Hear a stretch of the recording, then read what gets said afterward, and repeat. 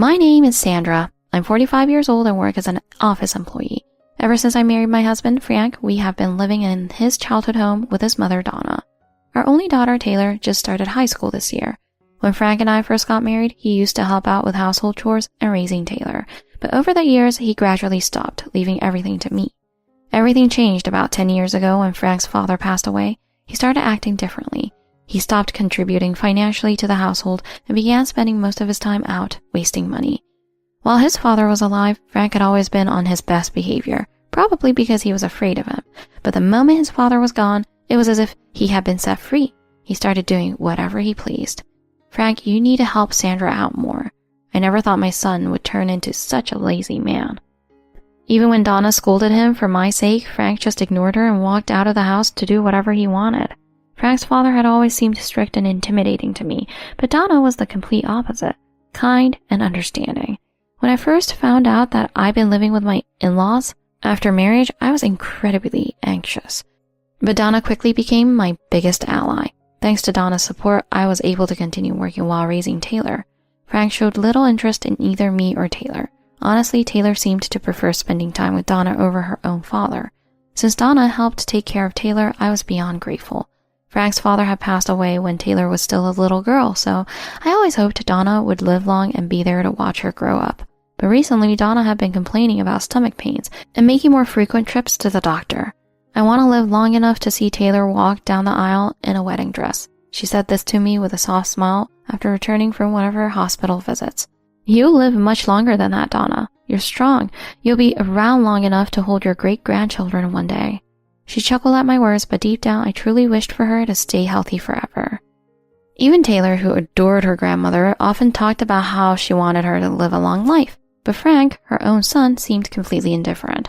I've already blown through Dad's inheritance, so maybe it's about time for Mom to... she got half of it, right? There should still be plenty left. Hearing Frank joke like that, I couldn't hold back my anger. How can you say something so awful, even as a joke? Do you even care about your own mother? Frank quickly tried to laugh it off, saying he was just joking, but I couldn't shake the feeling that I had just heard his real thoughts. Frank's father had apparently left behind a decent amount of money.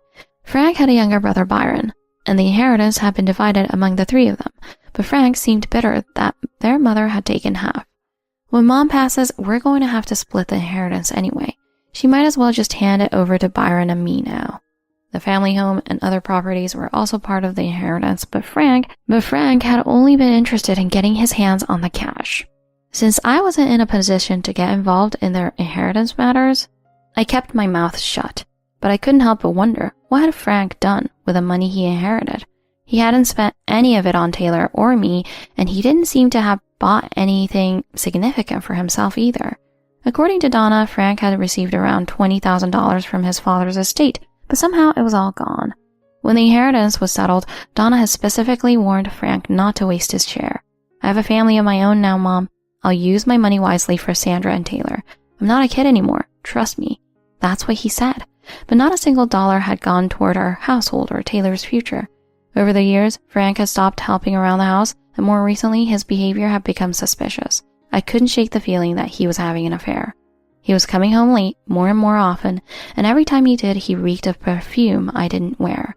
Even on weekends, he'd leave the house alone, and if I asked where he was going, he'd snap at me. So when I learned that Frank had blown through his inheritance, my suspicion grew. I was almost certain he had spent it on another woman. I wanted to confront him about it, but I knew he'd never admit to the truth.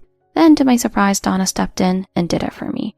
Frank, you've been coming home awfully late these days. You're not cheating, are you? Because if you are, I won't stand for it. Frank let out a nervous laugh at the sight of his mother's stern expression. Whoa, where's this coming from? I'm not cheating, okay? He didn't seem shaken at all, and for a moment I wondered if I had just been overthinking things. But as soon as Frank left the room, Donna turned to me with a grave expression. He may have denied it, but I'm not fooled. My son is a smooth liar. He always has been. Hearing her say that sent a chill down my spine. Donna explained with complete confidence that ever since he was a little boy, Frank's upper lip would twitch when he lied, and tonight it had twitched. Mothers always know, I thought. But still I couldn't accuse him of cheating based on that alone. Even after that, Frank continued coming home late and was hardly ever around. Taylor had just started high school, and I was already thinking about saving up for her college tuition. But Frank couldn't have cared less. We need to start saving for Taylor's college, so stop wasting money, Frank. The moment I brought it up, he got defensive. I'm not wasting money. If anything, you're the one spending on useless things. His words made my blood boil. Oh, really? Care to show me proof of my so-called wasting? Because from where I'm standing, you barely contribute to the household anymore. So tell me, Frank, where is your paycheck going? My tone was sharp, demanding answers, but Frank had nothing to say. In reality, Frank had been contributing less and less to our household expenses, and I had been repeatedly asking that he pay his fair share. Both of you, calm down. If you keep yelling like that, Taylor will hear you. Donna stepped in, trying to mediate between us. She was right. Taylor was home, and there was a good chance she had heard our argument. If she realized we were fighting about her college tuition, it would only upset her, so I forced myself to stay quiet. Feeling cornered by both of us, Frank stormed out of the house without answering. Thank you for stepping in, Donna. I got a little too emotional. I feel embarrassed for yelling like that. When I said that, Donna chuckled and reassured me that it was Frank's fault. I had been so frustrated, so suspicious of Frank's infidelity that I completely forgot Taylor might have overheard everything. The last thing I wanted was for Taylor to feel guilty and say she'd given up on college because of our financial struggles. Don't worry about Taylor's tuition. If you ever come up short, I'll help cover it. It turned out that Donna had been saving up for Taylor's education, probably because she knew Frank couldn't be relied on. She had wisely saved the money from her late husband's inheritance and life insurance, and she was now offering it to help with Taylor's future. I had been trying to save for Taylor as well, but it was taking longer than I had hoped, and I was constantly worried about it. Thank you so much, Donna. We'll make sure Taylor works hard and makes you proud. I was so touched by her kindness that I felt tears welling up. Seeing me on the verge of tears, Donna let out a lighthearted laugh. Oh, don't get all teary on me. My late husband worried about Taylor too, so of course I want to help. I suddenly remembered how Frank's father, who had always seemed so stern, would melt into a doting grandpa whenever Taylor was around. Maybe that's why he insisted on splitting the inheritance legally, because he knew Frank couldn't be trusted. If he had wanted to ensure Taylor's future, he could have left more of his estate to Frank, but he didn't. Later that night, Taylor approached me. It seemed she had overheard our conversation. I'm sorry you have to worry about my college, Mom, but honestly, I never expected anything from Dad in the first place. Hearing that, I felt awful. I never wanted Taylor to worry about money. But Mom, have you thought about your own future? Do you really want to stay with Dad? Taylor's blunt words hit me like a ton of bricks. I had always thought of her as a child, but she had been watching my marriage closely all along. On the surface, our marriage might not seem like it was falling apart, but I have been questioning Frank's actions for a long time. Don't worry about me, sweetheart. I'll figure it out. I smiled at my daughter, realizing how much she had grown. Even though it was shocking to hear her blunt assessment of my marriage, I couldn't help but feel proud of how mature and perceptive she had become. I regretted not taking action sooner, despite my growing suspicions about Frank's behavior. Just as I was considering hiring a private investigator to confirm my suspicions, I got a shocking call. Frank had been rushed to the hospital. It was a Saturday, and Frank had left the house early in the morning without telling me where he was going. Wondering why he was calling, I picked up, but it wasn't Frank on the other end. Frank collapsed, and he's in the hospital right now. You're his wife, right? Can you come? The news that Frank had collapsed was shocking enough, but what really caught my attention was the fact that it was a woman calling from his phone. I'm on my way, but who are you? There was a long pause on the other end. She seemed hesitant to answer, so I decided to get the details at the hospital. Without wasting a second, I grabbed Taylor and Donna, and we rushed to the hospital. When we arrived, a young woman was already waiting for us in the lobby. She looked pale, visibly shaken. Frank suffered a stroke. He's in emergency surgery right now. A stroke? My mind immediately jumped to the worst-case scenario. For a moment, my mind went blank. The woman's identity suddenly seemed insignificant compared to what was happening. Even Taylor, who had been so vocal about her disappointment in Frank, looked panicked. We both sat in the waiting area, anxious and restless. But Donna remained composed. She turned to the young woman and asked bluntly, "Who exactly are you to Frank?"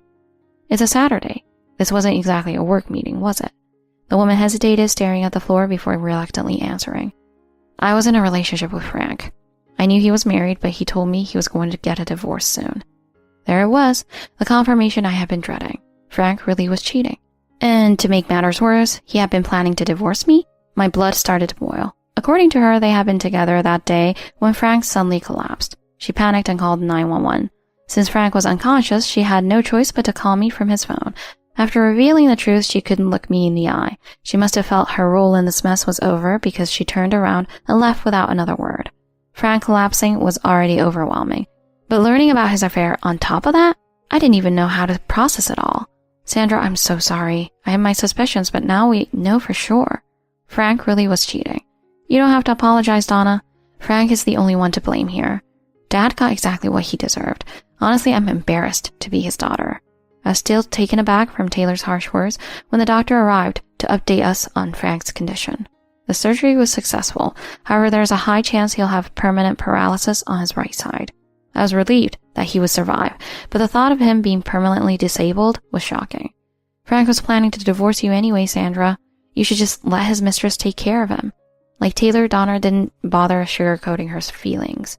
Normally, a wife would be expected to worry about her husband in a situation like this, but in this case, I just couldn't. Donna, too, was furious about the affair. She was speaking bluntly, but I could tell she was at least relieved that Frank had survived. A little while later, Frank finally woke up. He looked confused. Why am I in a hospital bed? And why can't I move my right side? He didn't seem to remember collapsing while he was with his mistress. The surgery had been successful, but now that he was awake, he was starting to panic about his condition. You collapsed while playing around with your mistress. This is karma, Frank.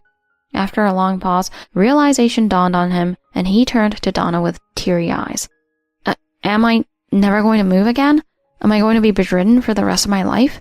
His voice was trembling, but Donna didn't hold back. You had a stroke. Just be grateful you're still alive. But the doctor said that you'll likely be paralyzed on your right side. Why don't you have your little girlfriend take care of you? Hearing those words, Frank seemed to completely forget about his mistress. Instead, he turned to me in desperation. Sandra, is this really happening? Tell me the truth, please. He must have thought Donna was exaggerating, but I had no intention of comforting him. Donna's telling you the truth. You can feel it, can't you? Your right side won't move. He looked at me in disbelief. Then, as if grasping at straws, he turned to Taylor. Taylor, you'll tell me the truth, right? Am I really paralyzed? Taylor met his desperate gaze with an expressionless face. If you don't believe us, why don't you ask your mistress? You're so pathetic. A part of me thought she was being too harsh on a man who had just suffered a stroke, but then again, Taylor had every reason to be angry. Frank looked utterly defeated, knowing that we all knew the truth. I figured pressing him further wouldn't do any good. His health was already in a bad shape. So we decided to leave for the night. Donna must have realized how ridiculous it would be to expect me to take care of the man who cheated on me. She said she would take care of him herself. To be honest, I couldn't even stand the sight of him anymore, so I was grateful for Donna's offer. I thought about following Donna's advice, divorcing him and leaving his care to his mistress. But things weren't that simple. The next day I got an unexpected call from his mistress. She wasted no time getting to the point. I'm done with Frank. Please don't contact me again. I'll pay whatever you ask in damages. Just let this be over. I hated how she thought she could just throw money at the problem and walk away, but there was nothing I could do. It was clear that his mistress had no intention of sticking around for a man who was now paralyzed. Honestly, I started to doubt if she had ever really cared about him in the first place.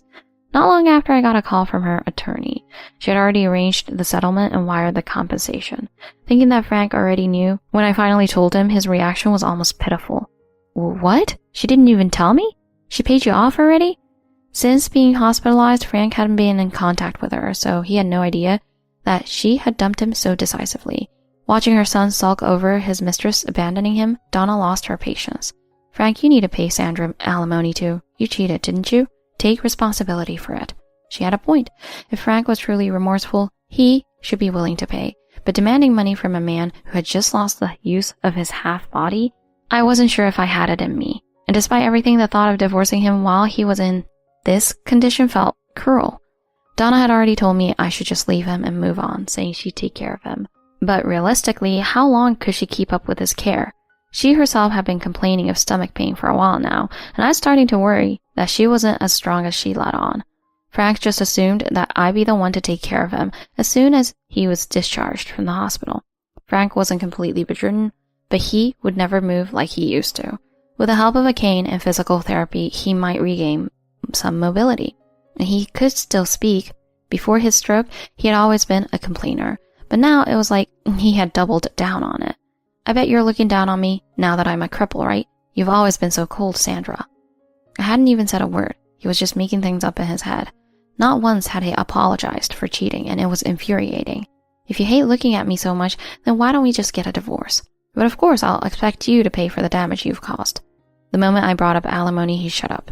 It was obvious that he believed if we stayed married, he wouldn't have to pay me anything.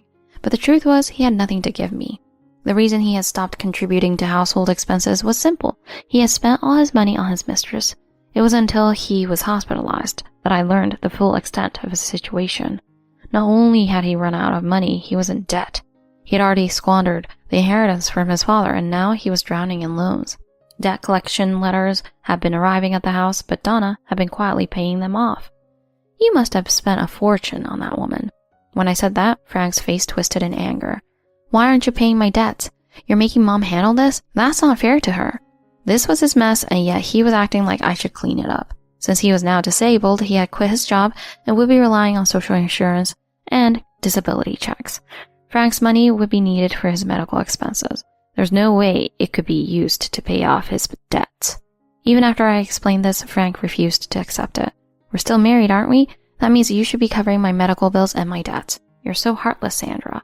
Of all people, he had no right to call me heartless. Fine, then let's get divorced. The moment I brought up divorce, he looked shaken. He grumbled, but fell silent. At least while he was in the hospital, I didn't have to see him every day.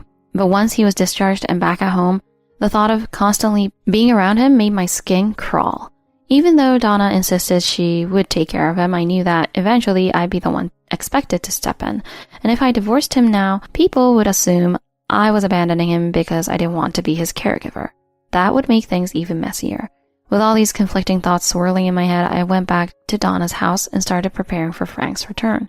The room that had belonged to Donna's late husband was closest to the bathroom and would be the easiest to set up for caregiving. It would now be Frank's room. Donna had already tied up the space after her husband passed, so it didn't take long to set everything up. As I was moving Frank's things into the room, I found something shocking, a divorce paper already signed by him.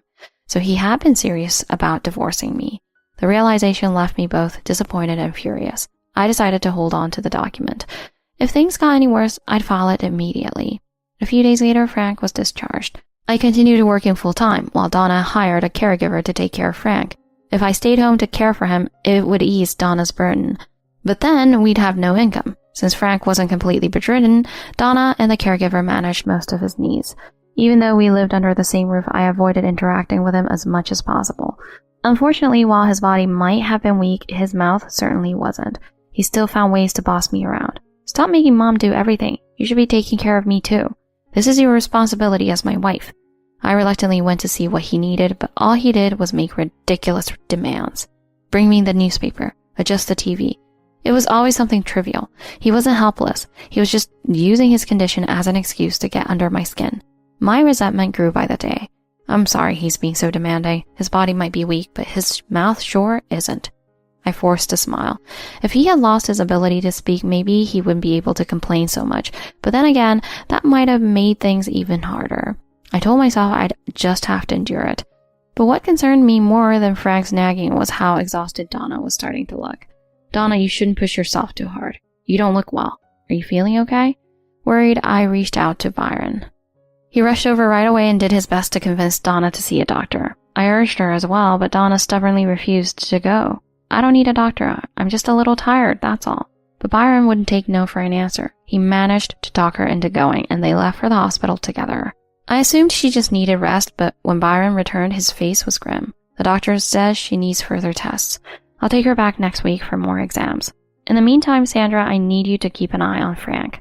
Hearing the words further tests made my stomach sink. If Frank was already paralyzed and now Donna was sick, how was I supposed to handle all of this? Thankfully, Byron was nothing like his brother. He was responsible. I knew I could trust him to take care of Donna. When the day of her tests came, I took a day off work to stay with Frank at her place. Where's Mom? I don't want you taking care of me. You're still bitter about the whole affair, aren't you? Frank looked irritated, but I wasn't in the mood to play along. You're damn right I am. You cheated, Frank. What did you expect? My blunt honesty seemed to catch him off guard, and he went quiet. I thought I might finally get some peace, but of course, it didn't last long. If I hadn't had this stroke, I'd be married to a younger woman by now. Guess I just had bad luck, or maybe someone cursed me. He smirked at me, clearly trying to get a reaction. When I ignored him, he went even further. Maybe I should give her a call, see if she still wants me. I couldn't believe he had the audacity to say that to my face. I knew he was just trying to provoke me, but with Frank, there was always the possibility that he actually meant it. He had gone so far as to sign divorce papers for that woman. Maybe he still hadn't fully accepted that she was gone. It didn't matter how much he wanted her back. She had paid her way out and cut ties completely. And now that he was paralyzed and unemployed, there was no way she'd ever take him back. My refusal to react to his taunts seemed to irritate him, so he tried again. I know what you're up to. You're just waiting for me to die so you can cash in on my life insurance. Too bad for you. I'll probably outlive you. At that moment, I realized how foolish I'd been. I had worried about abandoning him, and yet there he was accusing me of being a gold digger. Was this man even worth taking care of? That thought echoed in my mind. Just then, my phone buzzed. It was Byron. He had the results of Donna's tests. I had been worrying about Donna all day. Frank's nonsense could wait. I stepped outside and quickly answered the call. Sandra, it's bad. His voice was heavy, serious. I immediately knew this wasn't just exhaustion. At that moment, something shifted inside me. Mom has terminal cancer. The doctors say she has about 2 months left. I couldn't believe what I was hearing. Donna had always been so strong. How could she be gone in just 2 months? The shock was so overwhelming that I couldn't find the words to respond. I had suspected something was wrong with her health, but I never imagined it was this serious. At that moment, Frank didn't matter. Donna was my priority. I rushed to the hospital. When I entered her hospital room, Donna greeted me with a gentle smile. Byron told you, didn't he? I couldn't hold back my tears any longer. Donna, why didn't you tell us sooner? I didn't want to worry you. She was trying so hard to be strong, but that only made it harder for me. What do we do now? Is there any treatment? There's nothing they can do now. So I just want to make the most of the time I have left. She had already accepted her fate, and somehow that made it even harder to bear. Tears streamed down my face as I held her hand. What am I supposed to do when you're gone? You live your life, Sandra. Don't worry about Frank. Byron will handle everything. That caught me off guard. Byron? Yes, I want you to be free. That's why I want you to divorce Frank. Her words erased all of my hesitation. I had struggled for so long to make a decision, but in that moment, Donna gave me the push I needed. As I debated whether or not to tell my husband about his mother's illness, she made a request of me. Please don't tell Frank about my illness. If he finds out I don't have much time left, all he'll care about is my inheritance. I don't want to deal with that. It was true. Whether he was serious or not, Frank had often talked about how he couldn't wait to get his share of his mother's inheritance. Even though he could no longer fool around due to his condition, his obsession with money hadn't changed. Still, I worried that if Donna passed away suddenly, Frank would be devastated, especially since she was the one taking care of him. I figured he'd take it even harder. Don't worry about me, Sandra. Just think about your future. Byron will take care of Frank. You should move on and live with Taylor. Maybe she finally realized I was serious about leaving Frank. As I hesitated, Byron spoke up as well. Honestly, you should have left him the moment you found out he was cheating. But you didn't because you didn't want to abandon a man who can't take care of himself. He was absolutely right. But if I left now, it would feel like I was abandoning Donna too, knowing she only had 2 months left. I didn't know what to do. Seeing my hesitation, Donna and Byron told me to take my time. It was clear that both of them wanted me to leave Frank. Still, if I was going to divorce him, I had to talk to my daughter first. When I did, Taylor didn't hesitate for a second. Finally, you're actually doing it. I was getting so frustrated watching you stay with a guy who cheated and then got himself paralyzed. It seemed like she had always expected me to leave right away. Instead, she had to watch me stay and even take care of him, and that made her angry. I felt terrible for making my daughter worry because I couldn't make up my mind. Everyone in the family except Frank wanted me to leave him. And so, I finally made up my mind. According to Donna, Frank was going to be moved to a care facility and Byron was making the arrangements. But completely unaware of what was happening, Frank continued to say whatever he pleased. Sandra, I notice it's just you and that old nurse taking care of me these days. Can't they send someone younger? Maybe a cute one? This was the kind of thing he chose to focus on. It was pathetic. He must have noticed that Donna wasn't helping him anymore, but it never occurred to him that she might be sick. She had been putting on a strong front, but the truth was she was struggling. She had already begun preparing for hospitalization. When I told Frank that Donna had back pain and couldn't help with his care for a while, he didn't even question it. Maybe Mom got hurt because you're not taking care of me properly and she has to make up for it. He had always insisted that he didn't want my help, yet now he was blaming me for his mother's declining health. One moment he wanted me to take care of him, the next he was pushing me away. I couldn't keep up with his ever-changing demands. I figured now was a good time as any, so I brought up the topic of divorce. Since you clearly don't like me, let's just get divorced. You were planning on it anyway, weren't you? Since you already filled out the divorce papers. I said this as I pulled out the signed divorce papers I had found in his room. For a moment, Frank looked shocked, but then I saw the realization hit him. He had indeed signed it himself. You're really going to abandon me in this condition? I never thought you were this heartless. Not too long ago, you accused me of waiting for your life insurance payout. Well, once we're divorced, you won't have to worry about that anymore. He had no comeback for that. I had hit a nerve. A moment later, he exploded in anger. I don't need some cold-hearted woman like you taking care of me. Fine, I'll divorce you. Get out of my sight. His arrogance annoyed me, but in a way, I was relieved. If he had begged me to stay, I might have hesitated. But instead, he told me to leave. That made my decision all the easier. But when I looked at his face, I noticed his upper lip twitching. It made me wonder, did he actually not want this divorce? Just don't complain after I'm gone. I don't want to hear you whining later that you never signed those papers. At my words, his anger flared up even more. You've got some nerve talking like that. I don't need you. As long as I have Mom, I'm fine. Hurry up and get out of my life. Watching him yell like that, I couldn't believe he was even partially paralyzed. I sighed and signed the papers. All right, it's done. With that, I left his room. But of course, he had to get in one last complaint. I'm not paying your damn dime in alimony. And since I don't work, I don't have to pay child support for Taylor either. I had already given up on alimony, but hearing him refuse to pay child support sent me over the edge. I understood that he wasn't working, but that didn't change the fact that he had a responsibility as a father. So you can't pay, but you also can't even ask about your own daughter? Aren't you ashamed as a father? Even after I called him out, he didn't seem to care about Taylor at all. Don't give me that self-righteous crap. You're divorcing me because you don't want to take care of a cripple. He had completely forgotten his own cheating and was now trying to blame me. I was beyond disgusted. If I stayed and argued any longer, my anger would only escalate, so I walked out of Frank's room. Since the caregiver was scheduled to come that day, I went to Donna's room and informed her about my divorce. Leave the rest to me and focus on moving out with Taylor. I'll be checking into the hospital soon myself. With Donna's words in mind, I took the bags I had packed and left the house with my daughter. My parents welcomed Taylor and me with open arms. Since I had told them about the divorce in advance, they had already prepared a room for us. Without hesitation, I went straight to the courthouse and filed the divorce papers. As I officially ended my marriage, I felt a wave of relief wash over me. I don't care what happens to Dad, but is Grandma going to be okay? Since I had already told her about Donna's condition, she looked genuinely worried. I was concerned about Donna too, so after settling into our new home, I went to visit her. She had seemed fine when I left the house, but when I visited her in the hospital, she looked noticeably frail. I was shocked. After I was admitted, my condition worsened so suddenly that it scared me. Maybe I was just forcing myself to act normal at home so that no one would worry. Just as Byron had suspected, Donna had been holding back her pain for our sake. Byron also gave me an update on Frank. Frank threw a fit when we placed him in the care facility. He kept insisting that you and Mom would take care of him and that he didn't belong in the facility. Byron gave a wry smile, and I couldn't help but feel a little sorry for him. Can you try explaining it to him too? It felt strange to explain things to Frank now that we were divorced, but since Byron was struggling, I agreed to go with him. Byron had kept his promise to Donna and hadn't told Frank about her terminal condition yet. I felt like it was important for Frank to see his mother at least once before she passed. Byron and I headed to the facility where Frank greeted me as if nothing had happened. Sandra, I knew you'd come. You still care about me, don't you? I'll forgive you if you just take me back home. I glanced at his upper lip, no twitching. He wasn't lying. He genuinely believed this. I understood that he wanted to go home, but I hadn't come to bring him back.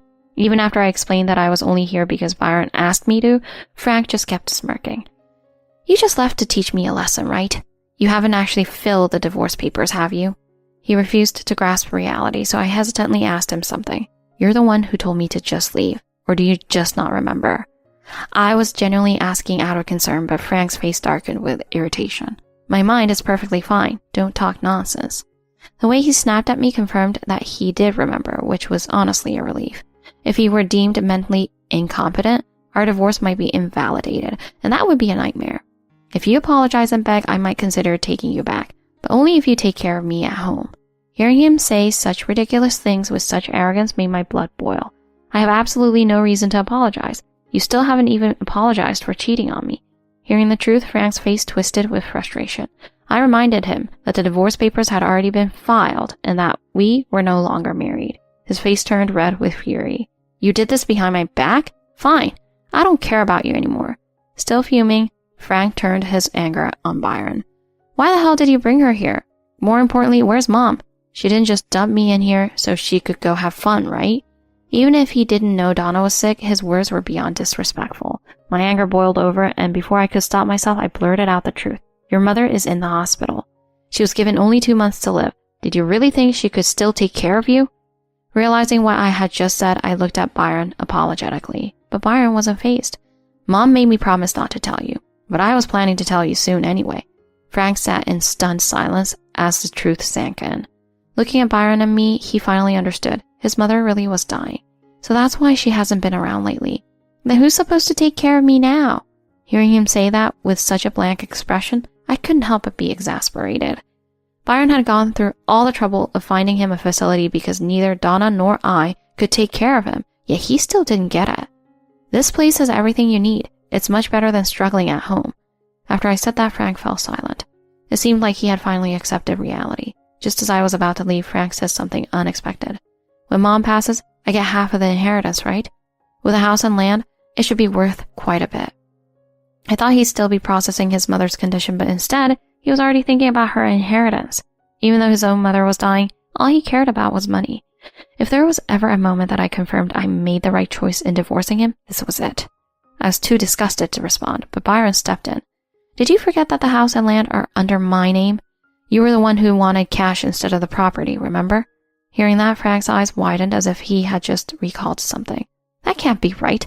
There's no way I don't inherit the house and land. Frank glared at Byron, his face red with frustration. But Byron remained calm.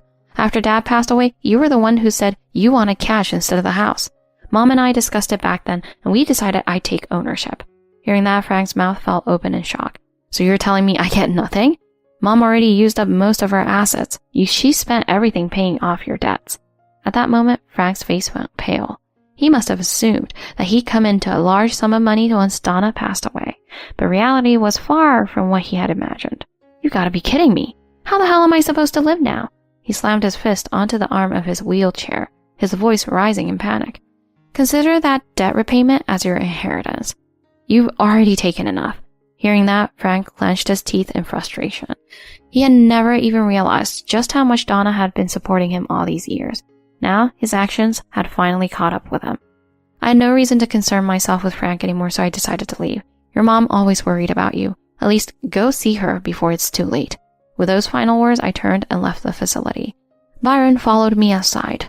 Frank is beyond saving at this point. I nodded at Byron, giving him a knowing smile. From that day on, I started a new life with Taylor. Taylor didn't seem to have any regrets about me divorcing her father. The only thing that weighed on her mind was Donna's health. I wonder if Grandma is doing okay. Hearing the worry in her voice, I gently put my arm around her. She was holding up well. Let's visit her as often as we can. Taylor and I visited Donna as often as possible, but little by little Donna's condition worsened. Just as the doctors had predicted, she passed away 2 months later. Byron arranged a dignified funeral, and we were able to send Donna off with respect. A little while after the funeral, Byron called Taylor and me to the old family home. Don't let Frank find out about this. As far as he knows, Mom left nothing behind.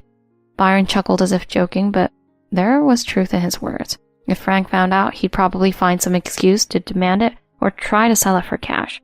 Mom really wanted Taylor to have this. She had it prepared a long time ago and even had it altered to make sure it would be just right. Saying that, Byron handed Taylor a beautifully crafted jewelry box. Inside was a delicate gold pendant with an intricate design. It had belonged to Donna when she was young, something she had cherished for decades. She had always planned to pass it down to her granddaughter when she was old enough. But knowing she wouldn't be there for Taylor's future milestones, she decided to gift it to her early, something to celebrate her next chapter in life. Dad really isn't trusted by anyone, huh? But I'll treasure this necklace. Taylor held the necklace gently in her hands, running her fingers over its delicate details. Watching her, I felt a deep gratitude toward Donna for thinking of her granddaughter until the very end. If Donna were still alive, she would have wanted to be here for this moment herself. But even in her absence, her love had found its way to Taylor. And with that, I stepped forward into my new life.